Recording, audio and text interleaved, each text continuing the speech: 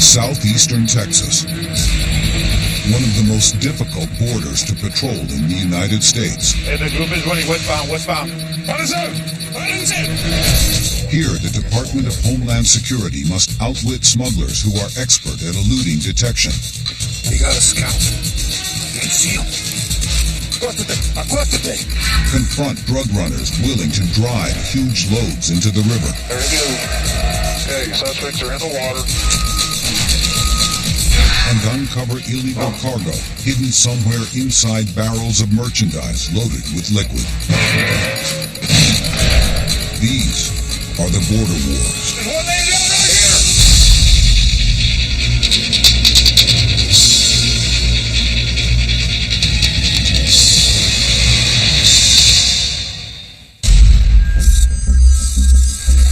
2 p.m.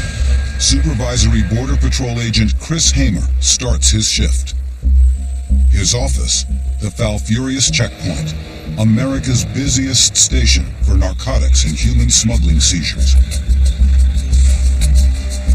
And they know that's the first thing they look for is a vehicle that's just driving up. It's got like super heavy duty shocks on it, so that when you put a whole bunch of people in the back, it doesn't look like it's riding over. Hamer's on duty less than 10 minutes when he's called to the cargo vehicle lanes.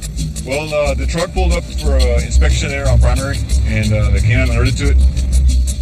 2,500 commercial vehicles pass through Falfurrias every day. Agents suspect this one is loaded with narcotics.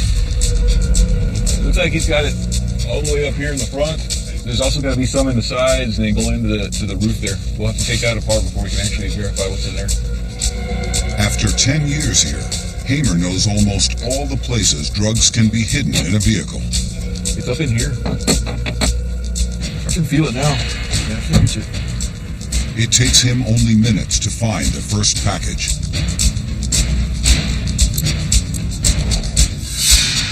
But smugglers rarely hide just a few bundles. Somewhere in this cab is more. There's a good chance that they took this cabinet out right here. You just ripped that whole thing down? Hamer's become an expert at finding drugs because Falfurrias is on a main highway coming from eastern Mexico into Houston. If drug cartels want to move their merchandise by vehicles, they've got to get past Hamer and his fellow agents. Take this off, Eddie. All the produce and all the commerce coming from Mexico, they gotta come to us. There's no other way around it. We're gonna need the pry bar. It's a high-tech tool. It takes a lot of training to use it. But the pry bar always gets the job done.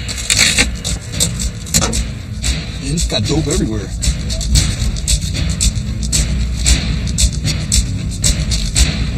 The total, 50 packages of marijuana, nearly 76 kilograms. If they're gonna get it past us, they're gonna have to do a little better job of concealing than that. All right. Take him inside. Look him up. For the truck driver, Falfurrias Station is the end of the road. But not all illegal traffic goes through the checkpoint. Many smugglers circumvent the station on foot, and they face an even greater challenge. Falfurrias lies in the middle of some of the harshest, most inhospitable terrain in all of southern Texas. Crossing this land requires stamina, skill, and a professional guide. Even then, the stakes are high. We do come across a lot of people that die from dehydration and exhaustion on here. If you don't know where you're going, you're probably not going to be able to find it.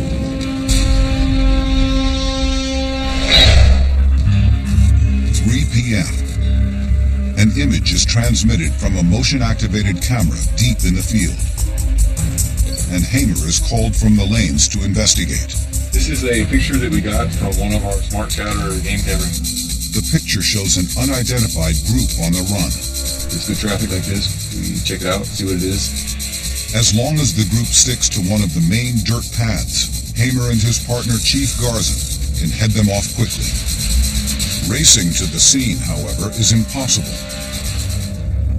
The area around Falfurrias is home to some of the biggest ranches in the country, crisscrossed with barbed wire fences, enormous herds of cattle, and countless gates. This is all private land. So it's very important for us to have a good relationship with these guys. If they say that they don't want us on here, then it can create a problem. They have to cross numerous fences. A lot of people get hurt trying to cross those things. And actually, right up here, we're coming up on a ladder that the ranger put in here. Because I mean, it's not that he's trying to help the groups; it's just that he doesn't want to get his fence messed up. An hour later, Hamer and Garza arrive at the location where they were hoping to intercept the group. But the only tracks are several days old. Well, a group came through here, but it's got some time on it. The agents think the guide must have chosen a less obvious route, off the main roads and deep into the ranches. 10-4, I got you. Now, Hamer and Garza have to go back to the actual camera where the group was first seen and track them, footprint by footprint.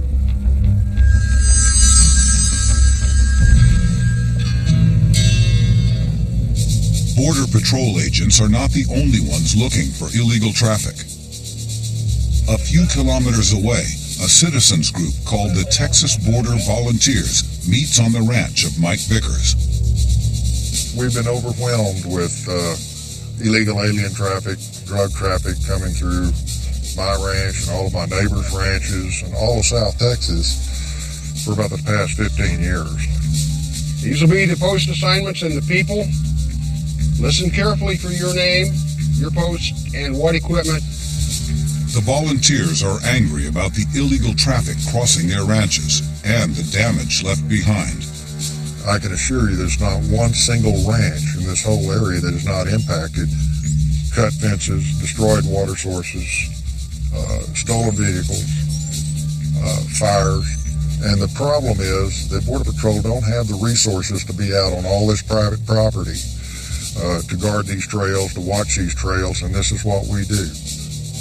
Once a month, the volunteers set up watch. But all they can do is spot and report. The trespassers must be apprehended by Border Patrol agents. Up at the hide will be Gumball, Z-Bud, Sergeant T, and Missouri. Critics say groups like this encourage vigilantism by taking the law into their own hands, but the volunteers insist they're working to support Border Patrol. Most of us were former Minutemen, but we broke off from Minuteman Civil Defense Corps for a lot of reasons.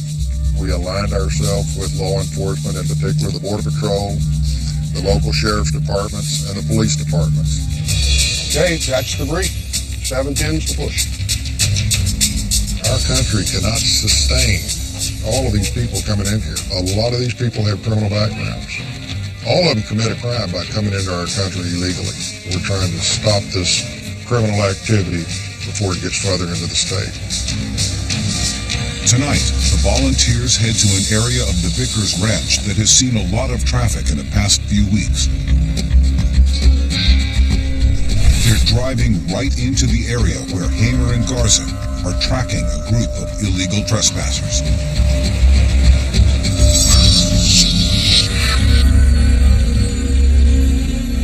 "120 kilometers south of the Vickers Ranch, Marine Agent Henry Davis Jr. patrols a very different stretch of Texas. The Rio Grande weaves its way across the entire southern border of Texas. Hidden in the towering weeds are hundreds of boat landings, the well-worn highways of drug and human smugglers. You got your hot spots, like in this area, you got about 3 landings that are real hot. Davis's mission is to patrol the river and catch smugglers in the act. But drug runners keep Marine agents under heavy surveillance. A lot of times we've even seen the scouts in vehicles just notifying their guys when our boats are pulling out of the station. They have our whole schedule down to a T. With only 8 boats to cover 85 kilometers, Border Patrol backs up Davis and his crew with helicopters and land units. But it's still impossible to be everywhere at once, and agents say as drug cartels increasingly battle for control over the local drug trade, the river traffic grows more challenging. With the violence that's going on in Mexico, they're all trying to get their dope across, quickly. I've never seen dope come across so much now. I mean, it's every day and then 2-3 times a shift. It's crazy. 8 p.m. Agent Davis's shift has been relatively uneventful, but 20 minutes after sundown, an urgent call comes over the radio. We got a vehicle in the water and we got a raft over here. Someone has just driven a van into the river, and Davis must find out what's happening fast. Border Patrol agents Hamer and Garza have been looking for a group of illegal immigrants for 4 hours. In a last-ditch effort, they returned to the place where the group was last seen, a stationary camera near the Vickers cattle ranch. You with F-13, get the coordinates for that last camera? Foxtrot 138245.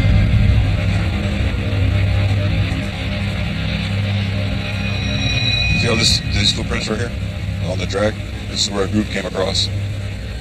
So, walk Hamer is one of the top trackers in Falfurrias, but even he's at a loss in this grassy terrain. Wow. You can't tell much. Let's go look on the north side real quick.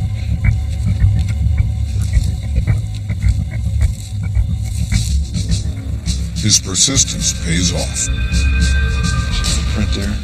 There's the prints all in there. The group came through here, and there was enough people that as they came through, they actually knocked over in the direction that they're walking. You see where they broke the branch right there? Now Hamer heads for the Vickers ranch, hoping to cut the group off before they make it to the road. There's a good chance we're going to run into those with the border volunteers. They hide out in the ranches. When they see a group walk by, they'll give us a call and let us know what they saw and where it's at. They are supposed to strictly observe. They're not armed or anything, right? They're not supposed to be. A few kilometers away, Texas border volunteers are setting up for the night. I'm going to come right through here. We call this Broadway. We have all these trails that lead here. The volunteers have identified the trails with GPS coordinates. They relay their position by radio to a command center that alerts Border Patrol. They'll give us updates about every 30 minutes. They let us know whether there's a lot of activity headed our way. Ken and Alice Sears come all the way from Dallas, driven by their desire to stop illegal traffic.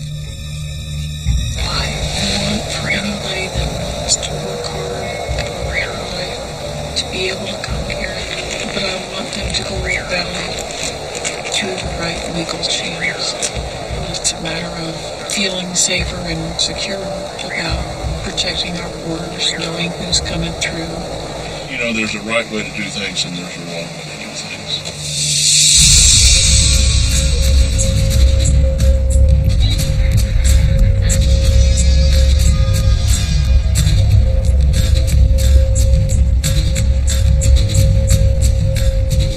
Shortly after Hamer enters the Vickers ranch, he sees 2 people in the dark. It's the Sears, and they have news. Came through the mob, trees across the road, north. They already went across? Yeah. Let me go over there and check it. Look at it real quick. 26439, copy. This group has already gone by. Hamer picks up the pace. As long as the group doesn't alter their course again, he thinks he'll find them in minutes. At the same time that Agent Hamer is chasing illegal immigrants, Border Patrol Agent Davis gets an emergency radio call. We got a vehicle in the water and we got a raft over here. About a kilometer ahead of him, a large van is sinking fast into the water, and voices are shouting through the dark. Davis turns off the light and cautiously drifts forward. If a cartel is behind the crash, they might be armed and dangerous. Suddenly, he sees two men in the water. Probably one of these guys is the driver. But the men are not calling for help. Instead, they're desperately trying to get back into the van. Once the men see the boat, they swim to the Mexican side.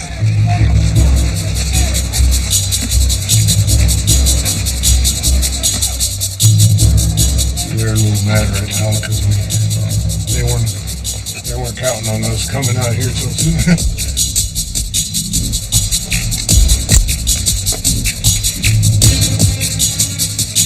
Yeah, watch it. We're coming up on the vehicle. The lights? Yeah.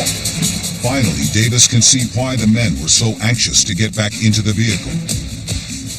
This is no mere accident, but a drug run gone wrong. That thing's up to the gill, dude. That's the back door at the Suburban. We can tell it's loaded to the back. You see all the bundles right there.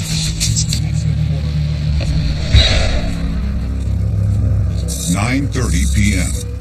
Agent Chris Hamer is closing in on a group of illegal immigrants after two Texas border volunteers saw them pass by.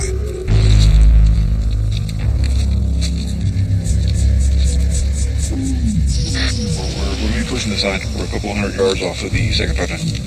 Ready to turn somewhere.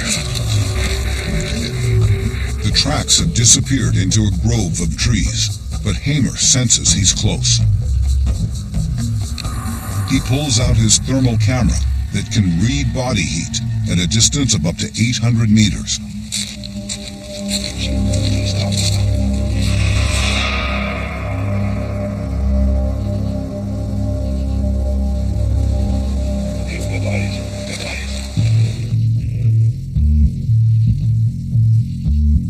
They're digging up there a few hundred yards.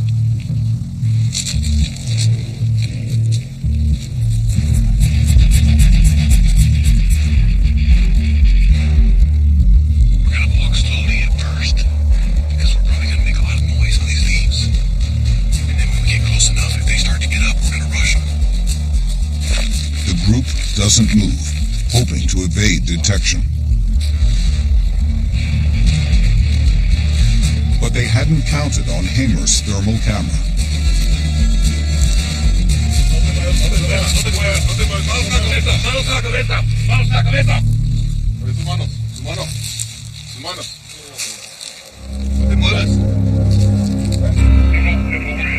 There are 7 in all, and they look exhausted from their journey.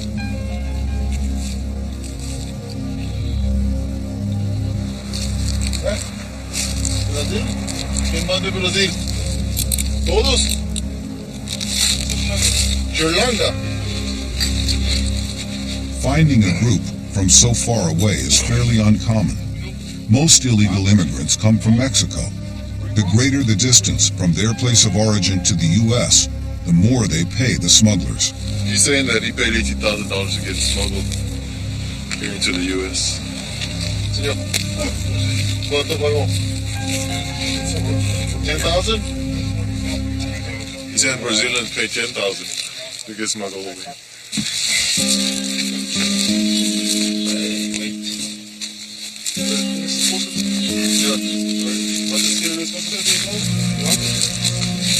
¿Está bien?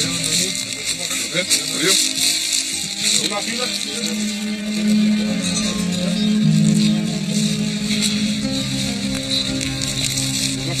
Right here, the park is a rest area, so they were probably trying to get picked up right here real quick.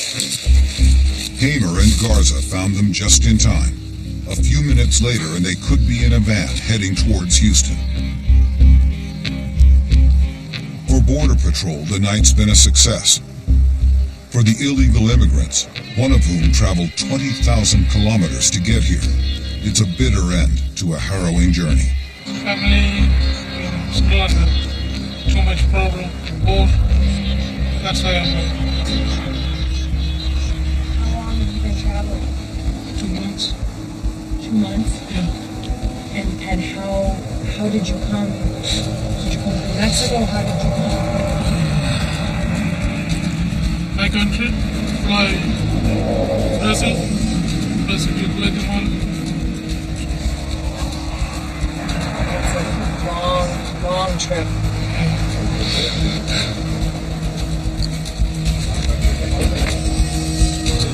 We see people like that in Sri Lanka, and Brazil, they come in waves, it seems like. They pay big money, and then for us to catch them here is very devastating for them, Their fault.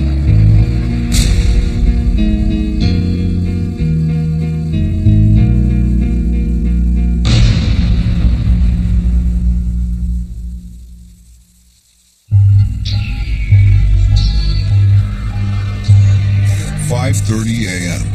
Marine agent Henry Davis has stood guard over a van full of narcotics all night. As a new day starts, he is still waiting for a recovery team. On the opposite shore, smugglers watch for an opportunity to take the drugs back.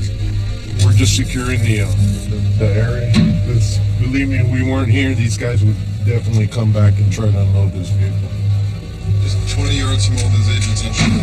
Yes, they will. Scenes like this are nothing new on the Rio Grande. Recently, a surveillance helicopter captured a similar event. Drugs were brought across the river to the American side and then loaded into a vehicle. They got their life jackets on and everything. A surveillance camera recorded the event, and agents were sent to pursue the vehicle. They can't come out here, they gotta go back, don't they? They're going across.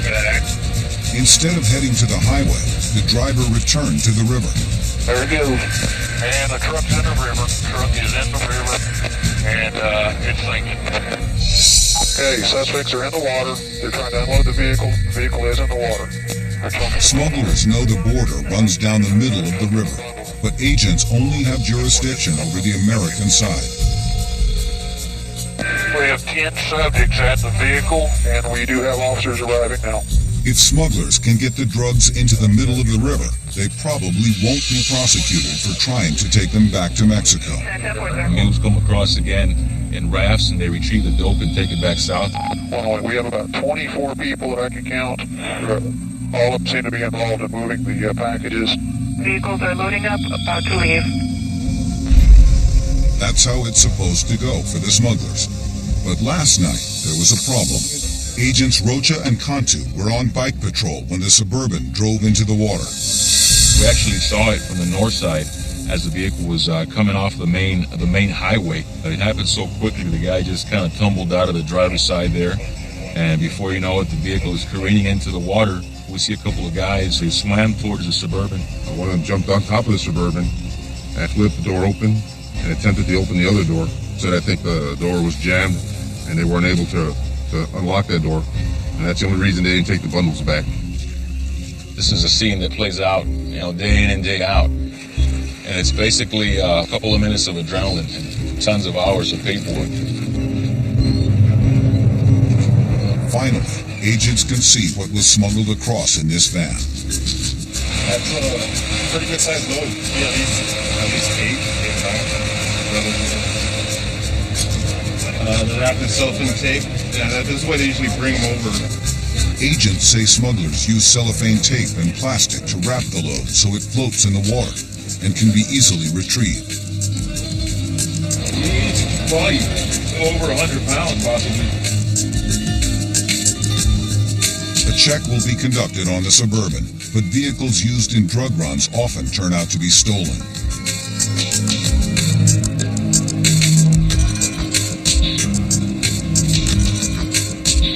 The bundles will be taken to McAllen Station and eventually turned over to the DEA. It was a hit or miss, and we hit it right on the nail today.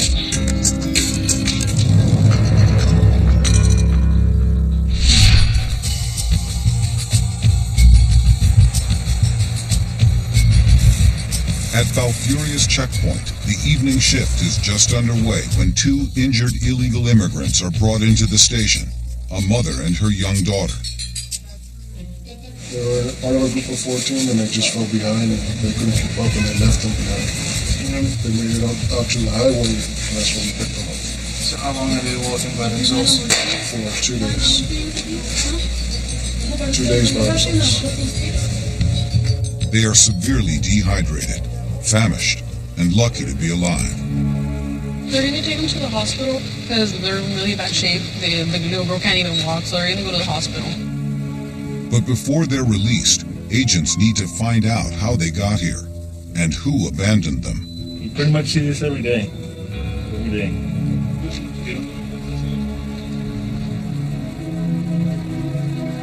The woman's journey began 10 days ago when she was smuggled into the United States and placed in a safe house near the border. Nos pasaron recogiendo y ahí pasó 8 días. ¿Cuántos fuimos? 13. De 13 personas. That evening, the smugglers moved the group to a location south of the checkpoint. Salimos nosotros en la noche. Fue como a las 7 y nos llevaron ahí al monte ya para echar carrera. When they first started their trek, the guides were kind, especially after the mother told them her daughter was asthmatic. Siempre el guía les dijo a todos los varones, chavos, hay que ser considerados con la nena tiene asma, ella no puede cansarse, no puede asustarse porque al rato le da su ataque y tienen que ser considerados y que este y que el otro y que señora no se preocupe porque únicamente vamos a caminar 2 horas. 2 horas. But when they got across the border, the guide changed his story. Entonces me dijo, ¿cómo que 2 horas? Aquí vamos a caminar de 7 a 8 horas. Y ahí sí que yo me asusté. Soon the girl had an asthma attack, and the pair was left to fend for themselves in the middle of nowhere. 9 p.m. For the second night in a row, agents Hamer and Garza continue to patrol the Falfurrias wilderness, waiting for their next assignment. Some ranchers allow Border Patrol to plant seismic sensors, and it isn't long before one of them goes off. Another group is on the run, and this time Hamer and Garza are only a kilometer behind them. Oh yeah, it's good. That's very sharp. These guys are real close.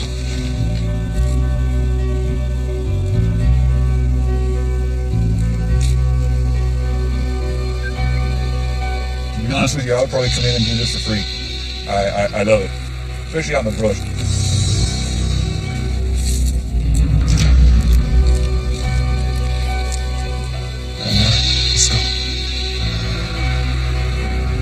Hamer thinks he knows the route they are taking. Right up here, it's going to get onto a fence line and even a Jeep trail. So we'll be able to go lights out. That's where I'm hoping we'll meet up the ground and sneak up on them. Chief, you got it up there? That way. But unexpectedly, the trail goes cold.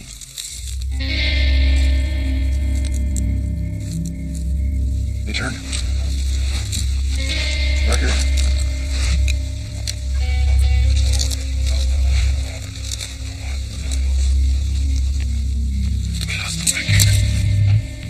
The footprints keep appearing and then disappearing. Every 20, 30 yards, we're not getting nothing, and then all of a sudden we get something. Right here we go again. For Hamer and Garza, there is only one explanation. The group is being led by a seasoned guide who knows how to confuse agents. Right now they're just going cross country. Yeah, this one takes the longest. Trying to reacquire. It's possible Falfurria's best trackers have just met their match. God damn. 10 p.m. The Falfurrias checkpoint. A mother and her daughter wait to go to the hospital and tell agents how they nearly died crossing the border. Entonces yo siempre iba el último Y bueno, tratábamos de igualar al paso y le decía a Tati, mamita, póngase fuerte, póngase fuerte. Saltamos ya 3 bardas y nadie quería hacerla, pero ni dar la mano para que ella pase. Nadie. O sea, y es una angustia y es un desespero porque dice, y es a cada rato, pues si no se apura, le dejo otro lado y la piernita se le dobló y le dolía mucho. Igual a mí, le empezó el asma y ahí sí que ya no pudimos. They watched helplessly as the rest of the group disappeared into the darkness. Mami, apúrese, mami, nos dejan. Pero ella ya no aguantó más, un rato ya se cayó desmayada. This happens a lot. A lot of females will get left behind and older people because they can't keep up with the group. ¿Cuántos años tiene? 10 años. Some guys that have been here for a long time have trouble walking out there in the brush, so I'm sure for her it must have been horrible. The pair wandered aimlessly for 2 days through some of the most inhospitable terrain in Falfurrias. Don't you think how it's back home? How bad they would have it that they would be willing to take that risk. While the mother tells her story, Agent Ramirez checks her past. She is from Ecuador, and this isn't her first trip to the U.S. 31st of October 2002. She had tried to come in before with a passport and visa, and it looks like she was set up for a credible fear interview with an asylum officer. Foreign nationals can apply for asylum if they can prove to an asylum officer or immigration judge that they have reason to fear for their lives. Pedí asilo. Pasé como casi cerca de 2 años aquí, prisionera también, en un shelter, porque no se apresuraban en la corte y el abogado que me dio el Estado pues no sirvió, nunca iba, nunca nos fue a ver. After 18 months in the court system, she gave up and left with her daughter to live in Mexico. Are you ready to take her? Yeah, ready. Now they will be deported without a hearing unless she can prove her life is in danger back in Ecuador. In the meantime, all the agents can do is hope they get the care they need for the long journey ahead.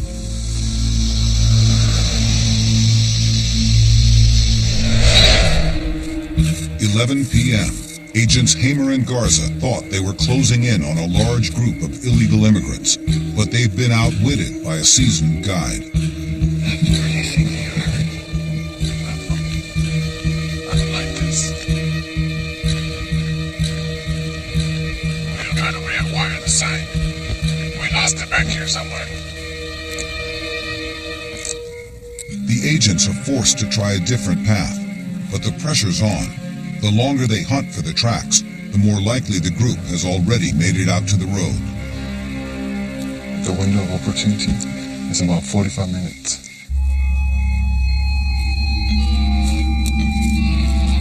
Got him up here, 39. Got him up here.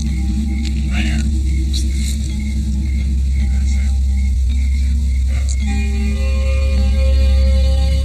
Finally, they arrive at a sandy patch, perfect for footprints. Sometimes guides will brush out their tracks as they cross, but this group must be in a hurry. Let me go back into the brush. As you can see, look how thick it is in there.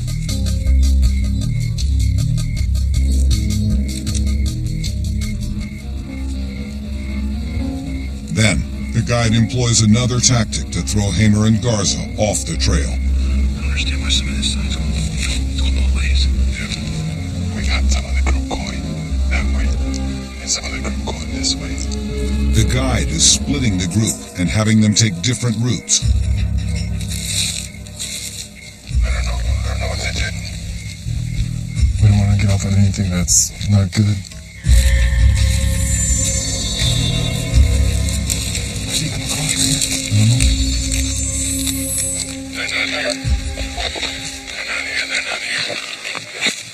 Finally, Hamer realizes he needs help.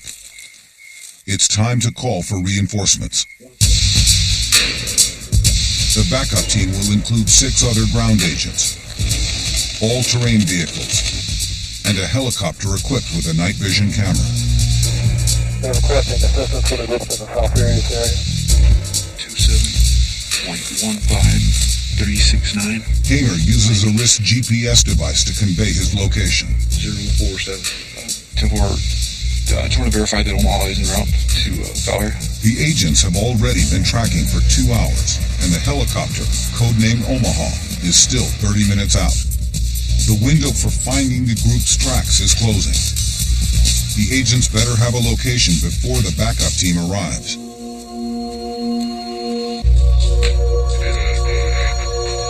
Then Hamer gets a radio call from the checkpoint. The group tripped a sensor about half a kilometer ahead. They just walked by. We're going to catch them. We'll be right behind these guys. Chad, did you get a count on them? 15 to 20 of them. Things are finally falling into place. Now that Hamer knows where the group is, he can coordinate the backup team and close in. Like 16 of a mile. 16 of a mile behind them. Hamer radios the group's position to the helicopter. 171. Ready, copy number? Fox 29966.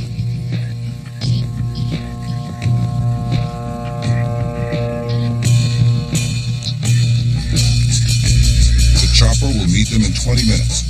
Hamer and Garza press ahead, hoping it's not too late.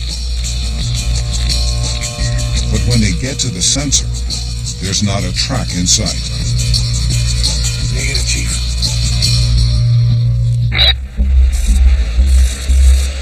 Back at the checkpoint, all traffic lanes are full, and the station is in high gear. Rookie Enrique Gonzalez is working the swing shift with his dog, A-Paul. We just became a team. He's a 2-year-old Grenadale. Turned 2 years this February. So he's still a pup, but he's learning. Back in August of this past year, I graduated from the Academy in El Paso. Gonzalez has already been patrolling the line for months, but he's yet to score a big load on his own. 12:20 a.m. A-Paul barks an alert for a large white truck. When I walk him towards the back, he gets sniffing around the spare tire all the way to the rear. The 18-wheeler is taken off the line, and an X-ray truck is brought in to see what's inside. We'll just drive slowly. It's almost at 3 miles per hour. We drive along the side of it, and it's taking the X-ray as we drive by. Just a tractor loaded with aloe vera.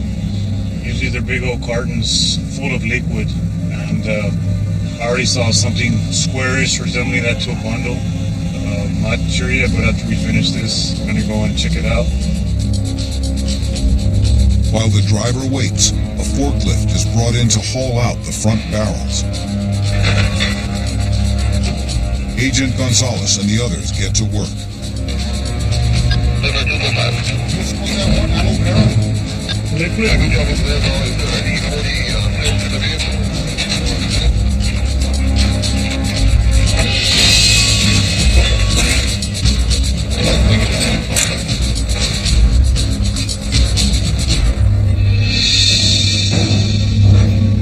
No drugs.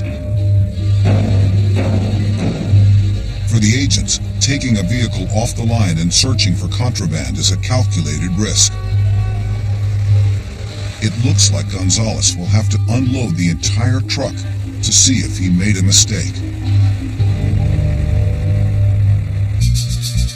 12:30 a.m. Agents Chris Hamer and Chief Garza continue to search for a group of illegal immigrants who keep outsmarting them. So we've been pushing this group for about over 3 hours now. And they're still moving. The agents find the tracks, only to lose them again. The Omaha was spotted before. Finally, help arrives from above.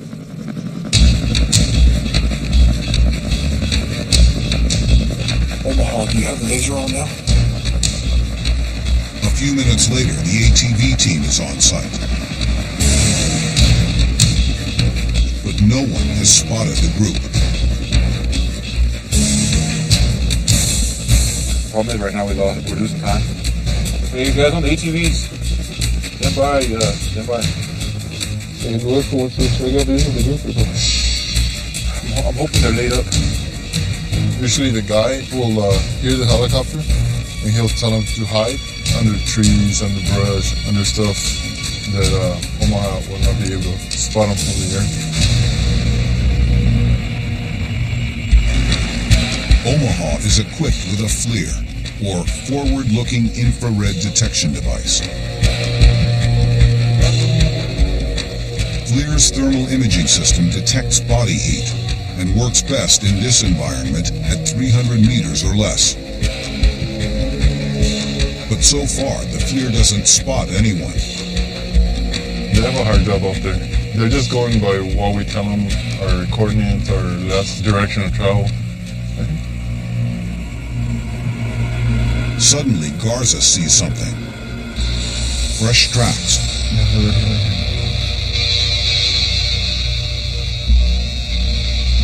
Hey guys, I got him over here.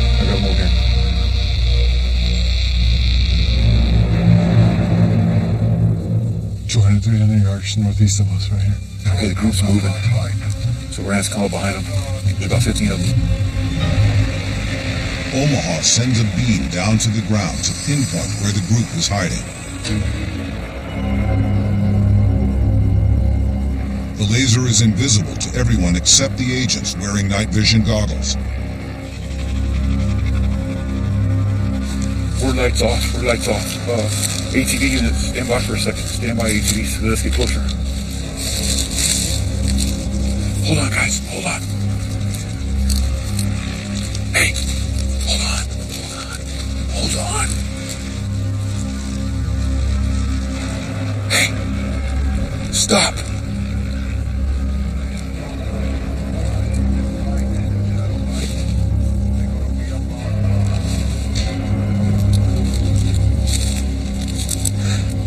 They got a scout. The hunters. Alright, we're gonna have to make these guys probably gonna happen pretty quick and we're gonna run. They've got a scout looking for us. Okay, we got the laser. We're going to it. Bring the ATVs. Guys. Fire up, hit it. I can see the bodies. I can see them. 150 yards. The group is laid up over here. We're on them. They're laid up. Let's go. As the ATV unit blocks the escape route, Hamer and Garza rush in. The suspects are finally within reach.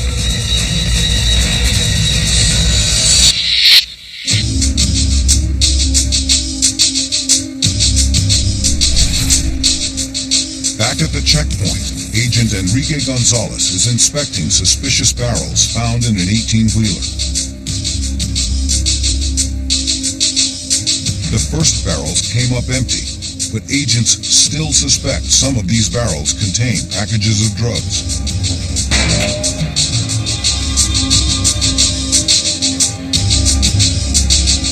Yeah, take the bolt off. See what we see inside.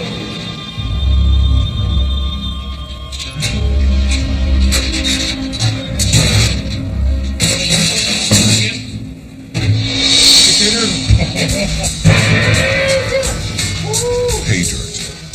Large bundles of what looks like marijuana.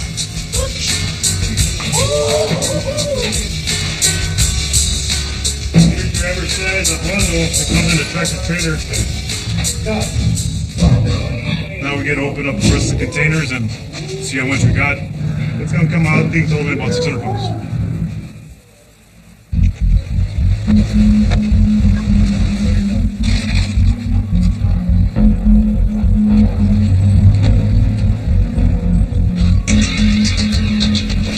Very exciting. Concentrated pineapple juice. Yeah. Right.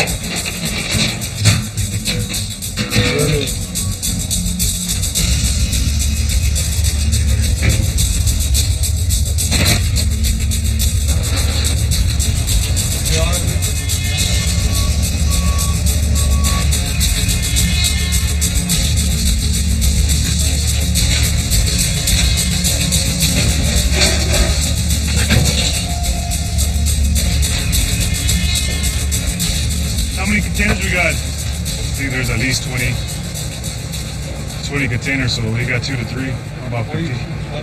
40, 50 bundles.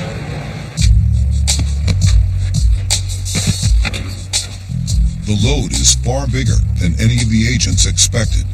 It feels real good. Like I said, I've had several small loads, and you know, I mean, even though we wear the same uniform and we all have a dog, until you hit that load, you know, and then you feel like you're a part of the team. Especially then, because you know your dog's working and you know he's doing what he's supposed to.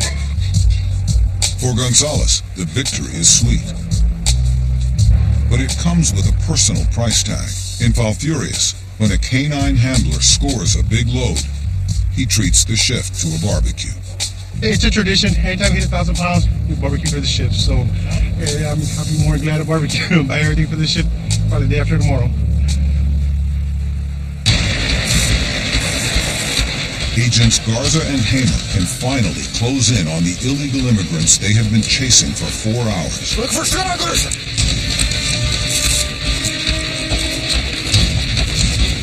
I got him. Garza apprehends 2 women who don't make it over a barbed wire fence. Over there. There's one laying down right here! Manos atrás! And a third who lags behind.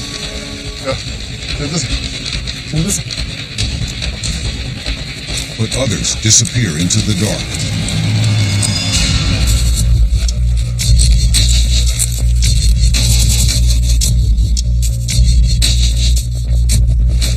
Okay guys, the closest one to the group is the ATV, so I'm gonna try to put them on. There's one for CTV. Hamer hopes as the ATVs redirect the group, he'll run right into them. This is where the ATV's at, and when you have the guys running this way. Okay guys, if you see the light, there's a group over here under the light. 10-4, Omaha, run away. This time Omaha sends 2 light beams to the ground. The laser pinpoints the runner's location for the agents. And a visible spot highlights a different area, so the group will think the agents don't know where they are. He was trying to make the individuals that were laying there think that he didn't see them. So they would just lay there and hide until I could get up there and get on them. Because if they know that he sees them, they're going to run, they're going to go across country, they're going to do all kinds of crazy stuff. Hamer still can't see the runners, but he follows Omaha's instructions. Okay, do the agents with the light. You're doing good. If you want to go to the right a little bit and use that road, it'll be easier. The trap is working. There's more laid up. We're going to have to run.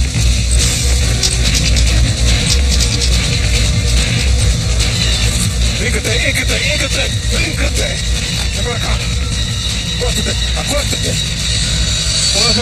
Manos atrás. Hamer apprehends 2 more runners. Hey, acuéstate.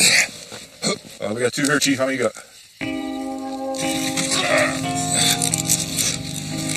Pásame acá.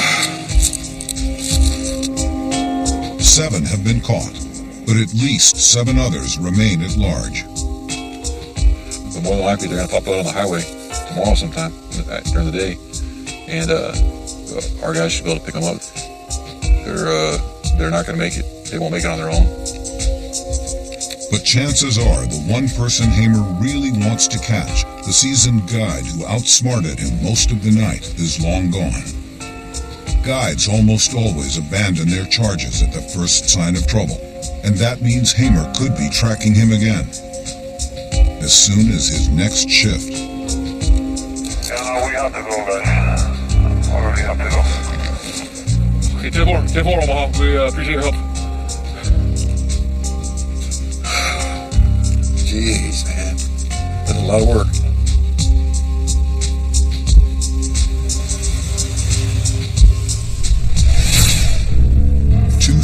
a.m. It will take Agent Enrique Gonzalez a good part of the night to process the huge load he and his dog Apol discovered. 26.1. Every bundle must be numbered, weighed, and tagged. 23.7. Hours later, the grand total. 1429.50. 1429.5.